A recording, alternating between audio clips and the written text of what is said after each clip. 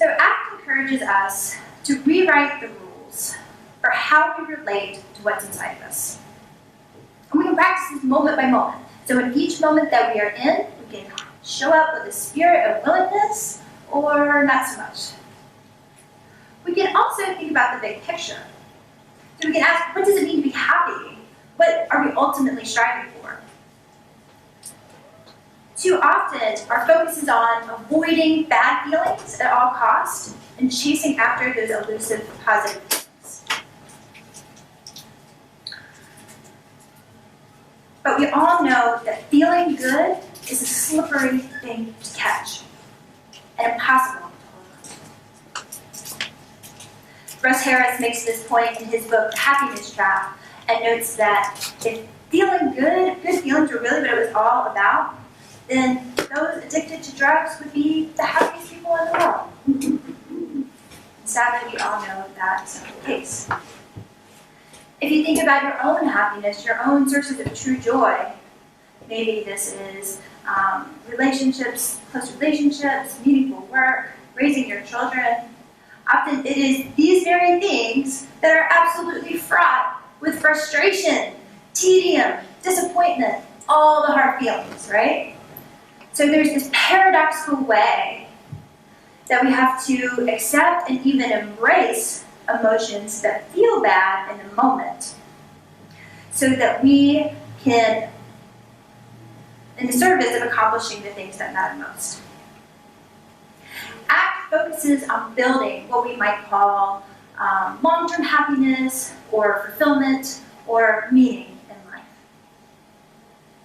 Instead of focusing on getting rid of negative feelings, will I ever not be anxious? Will I ever not be depressed? We can change the question. We can ask, are we showing up for our lives? Are we present and engaged? Are we living in a way that embodies our values? Can people tell what matters to us by following our handprints and footprints? This is the core message, the very name of ACT.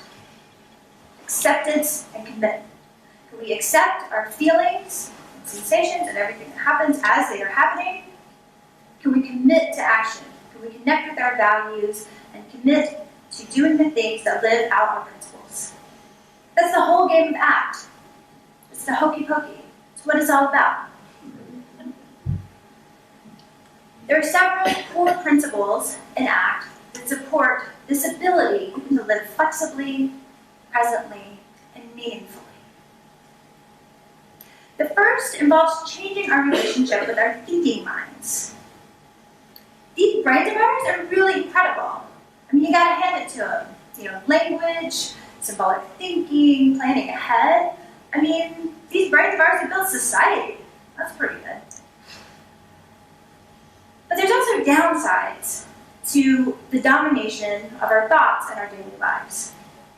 For one, our minds are not actually very pleasant places to be. 80% of the thoughts that any of us have on any given day are negative or critical. 80%. It's kind of depressing. And this actually makes sense. Because the evolutionary function, the reason that we have thoughts, is to plan ahead, avoid danger, and stay alive. And so we are really hardwired to be focusing on the negative.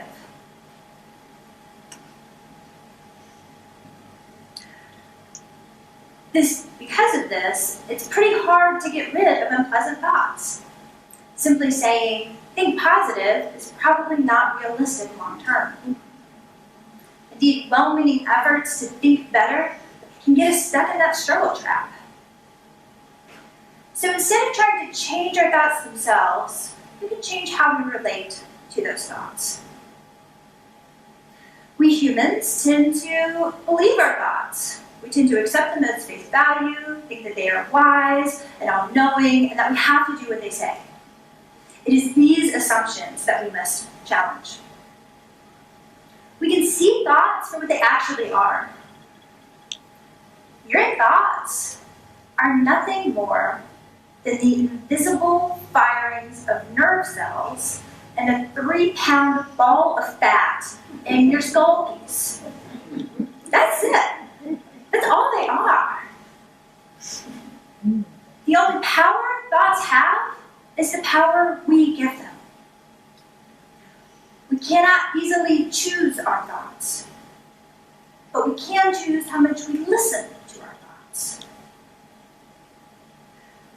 We can choose whether or not to act on our thoughts. To start by just noticing the stories your minds tell. Label them. I am having the thought that.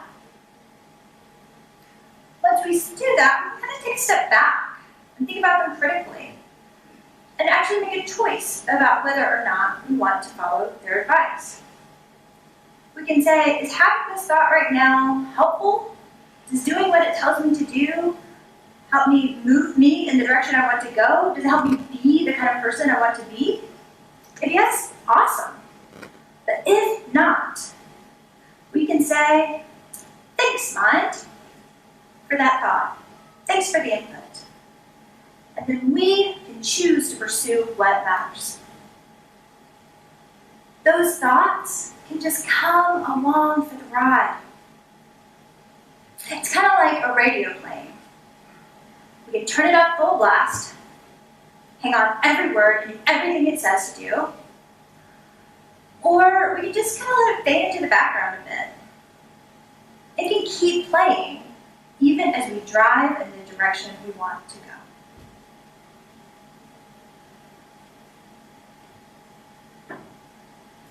The second difficulty with our thinking mind is that we get so preoccupied with our thoughts that they dominate our experience. Our thoughts are always doing this, right? Non-stop. If you have a hobby or play sport, you may recognize the difference between, say, playing golf or tennis, where you're in the moment, you see the ball and you respond to it in this really fluid, natural, present way.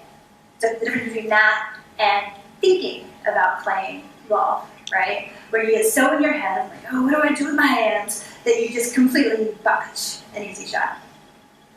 That same thing happens all the time in our lives. All the time. We get so in our heads, we get so preoccupied with reliving the past, worrying about the future, that we stop being in the here and now. We miss out on life itself as it is unfolding. But the present moment is the only one that we have any power over. This moment, here, is where life happens. You may be familiar with the idea of mindfulness. An act is a mindfulness-based approach. Mindfulness being that practice of bringing our attention to the present moment with a spirit of openness and curiosity.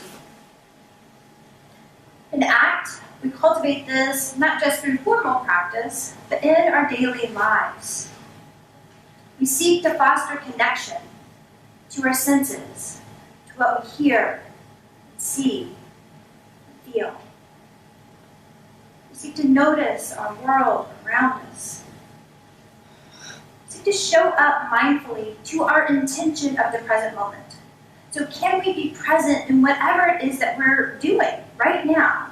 Whether that's listening to a sermon, our work, a social interaction, our chores, or simply sitting on our back porch, feeling the first breaths of fall on a September evening.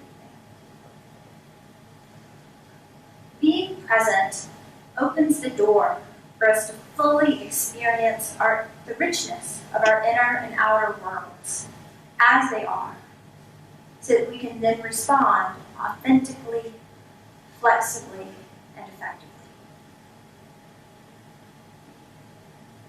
As we've seen,